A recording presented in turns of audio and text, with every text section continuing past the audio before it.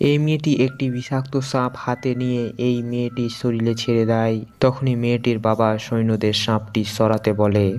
তখনই সাপটি সেখান থেকে চলে যায়। তখন মেয়েটার বাবা মেয়েটিকে একটি ভয়ানক জায়গায় বন্দি করে দেয়।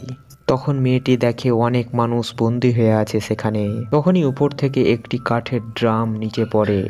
সে ড্রামের ভিতর থেকে অনেকগুলি সাপ বেরিয়ে আসে। তখনই বন্দিরা সাপ দেখে পালাতে লাগে। তখনই একটি মেয়েকে সাপে ধরে নেয়, সে সেখানেই মারা যায়। তখন এই দৃশ্য দেখে একটি লোক ভয় পেয়ে দাঁড়িয়ে যায়। লোকটি তখন তার মৃত্যু স্বীকার করে নেয়। শেষের দিকে দুটি মেয়ে একটি পাথরের উপর চড়ে। তখন শেষের মেয়েটিকে অনেকগুলি সাপ তাকে ধরে নেয় এবং তাকে মেরে ফেলে। এরপরে সেই শেষের মেয়েটির দিকে সাপগুলি এগোতে থাকে। মেয়েটি তার জীবন বাঁচাবার জন্য গান গাইতে থাকে। তখনই মেয়েটি বুঝতে পারে সাপগুলি তাকে মারে না, সাপগুলি তাকে ভালোবাসে। সাবস্ক্রাইব।